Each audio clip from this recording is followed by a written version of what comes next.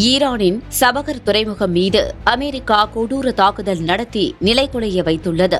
இந்த தாக்குதலில் இந்தியாவால் விரிவாக்கம் செய்யப்பட்ட துறைமுகத்துக்கு கடும் பாதிப்பு ஏற்பட்டுள்ளது. இந்த விவகாரத்தில் இந்தியா எடுக்கப் போகும் முடிவு என்ன, சற்று விரிவாக பார்க்கலாம்.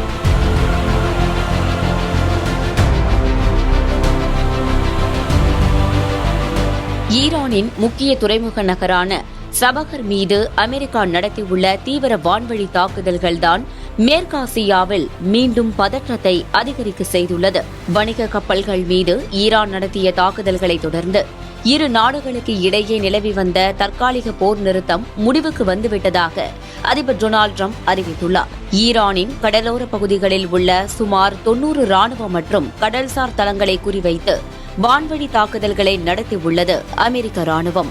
இந்த தாக்குதலில் சபகர் துறைமுக நகரில் உள்ள கடல்சார் உள்கட்டமைப்புகள், கப்பல் போக்குவரத்து கட்டுப்பாட்டு கோபுரங்கள் மற்றும் கடல்சார் தூண்கள் ஆகியவை கடுமையாக சேதமடைந்துள்ளன.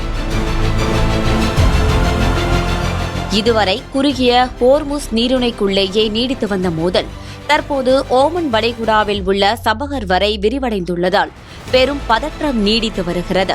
சபகர் துறைமுகம் முற்றிலும் இந்தியா மற்றும் ஈரான் கூட்டு முயற்சியால் உருவாக்கப்பட்ட முக்கியத்துவம் வாய்ந்த துறைமுகம். சபகர் துறைமுகத்தை உருவாக்குவதற்கும் அதனுடன் இணைக்கப்படும் பிரம்மாண்ட ரயில் பாதை திட்டங்களுக்கும் இந்தியா பில்லியன் கணக்கான டாலர்களை முதலீடு செய்துள்ளது. பாகிஸ்தானுடன் தொடரும் உரசல்களால் இந்த துறைமுகம் இந்தியாவுக்கு மிகவும் முக்கியமானதாக பார்க்கப்படுகிறது. பாகிஸ்தான் எல்லைக்குள் நுழையாமல் அரபிக்கடல் வழியாக ஆப்கானிஸ்தான் மற்றும் மத்திய ஆசிய நாடுகளுடன் நேரடியாக இந்தியா வர்த்தகம் மேற்கொள்வதற்கான ஒரு முதன்மை கடல்வழி பாதையாக சபகர் விளங்குகிறது. இந்தியா இதில் பெருமளவு முதலீடு செய்துள்ளதாலும் ஆப்கானிஸ்தானுக்கு மனிதாபிமான உதவிகள் மற்றும் பொருளாதார உதவிகளை வழங்க இந்த துறைமுகம் மிக முக்கியமானதாகும்.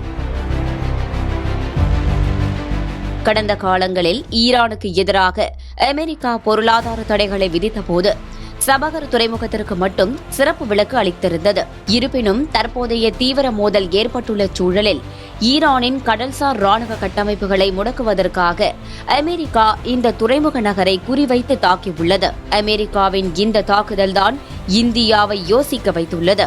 இந்தியாவின் அடுத்த கட்ட நடவடிக்கை என்ன? சபகர் துறைமுகம் கூடுதல் பாதுகாப்பை பலப்படுத்தப் போகிறதா இந்தியா? இதற்கெல்லாம் விடை இனிவரும் நாட்களில்தான் தெரியவரும்.